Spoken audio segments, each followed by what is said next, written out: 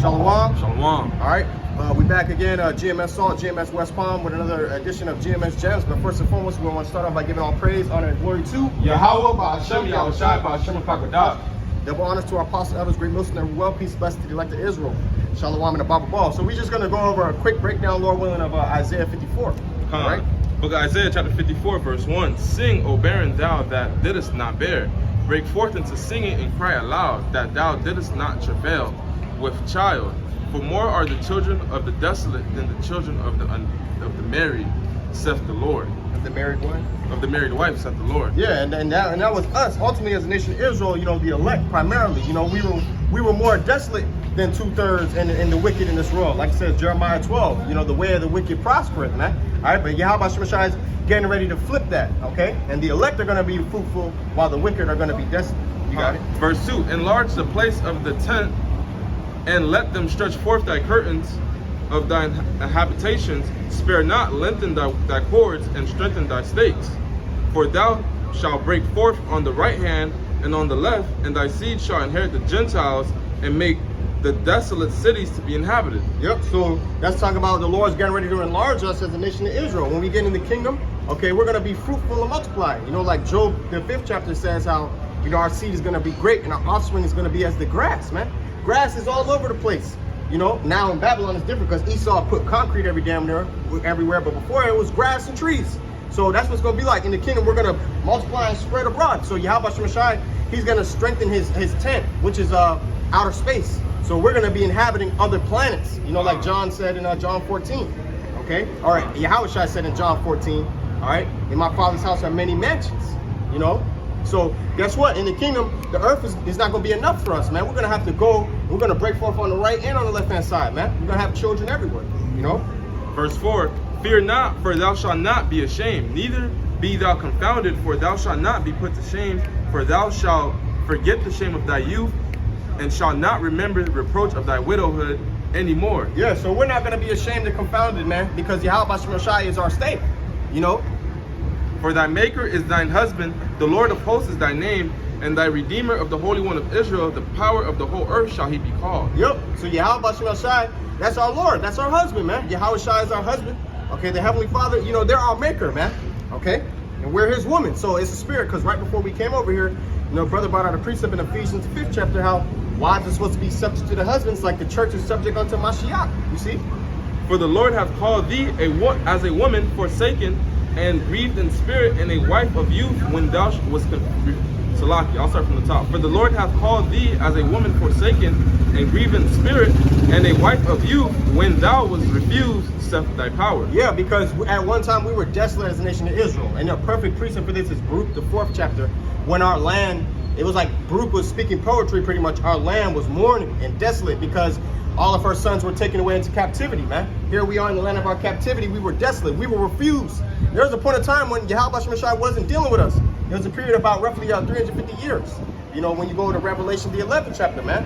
And then the Lord raised up Abba Bivens, which is John the Baptist in the reincarnation, which is Elijah in the reincarnation, if you can receive it, okay? Raised him up, and then that was the beginning of Elijah turning the hearts of the fathers to the sons, and the sons of the fathers to the sons of the sons' hearts to the fathers. That's a paraphrase.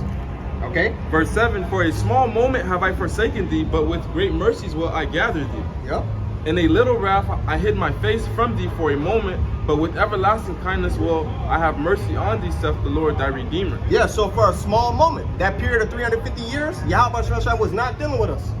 Then, when he raised up, you know, the men of the Lord, that's when he turned his face back unto us again, man, and gave us the spirit to turn back to him. Like it says in Baruch, the 2nd chapter, that the Lord said he will give us a heart and ears to hear, and, you know, and call upon his name in our captivity.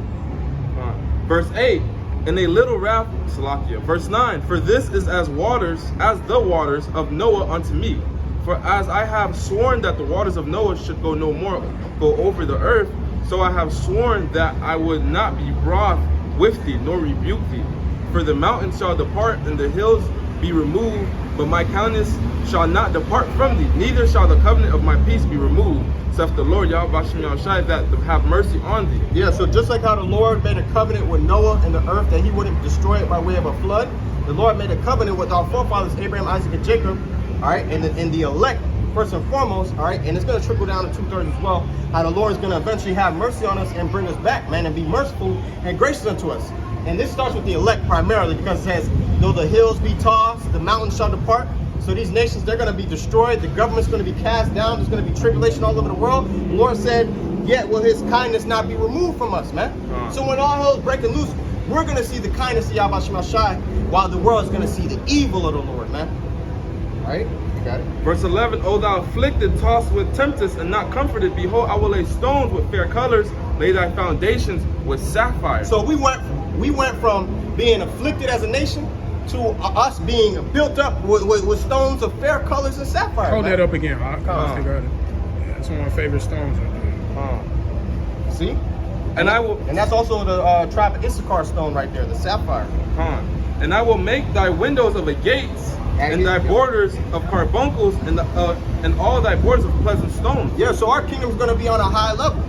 Agate, you know, the agate is the tribe of Gad, all right, and the carbuncle, which is also known as garnet, is the tribe of Levi, man. All right, but in our kingdom, we're going to be built up with precious stones. You know, right now you look at these walls and shit, you know, rusted it up and shit like that. We're stepping on concrete. You know, the floor got pissed and throw up. You know what I'm saying? This place is filthy. But in our kingdom, the Lord's going to outdo this place, man. This wall in the kingdom could be our carbuncle. You know, the streets are going to be gold. You see, that's what we're getting ready to come into. Here it is. We're coming from captivity to opulence, man. You know, it says the border. So therefore, any degree of angle is going to be decked with fine precious stones, man. And all thy children shall be taught of the Lord, and be great shall be the peace of thy children. All thy children shall be taught of the Lord, meaning all Israel. That's the new covenant precept right there. All your children are going to be taught of the Lord. New covenant says, in the new covenant, we're not going to have to teach our neighbor.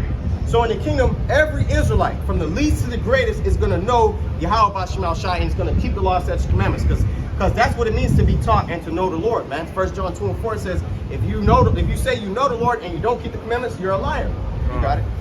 In righteousness shall thou be established. Thou shalt be far from oppression, for thou shalt not fear from terror, for it shall not come near thee. Yeah, in the kingdom we're going to be at peace.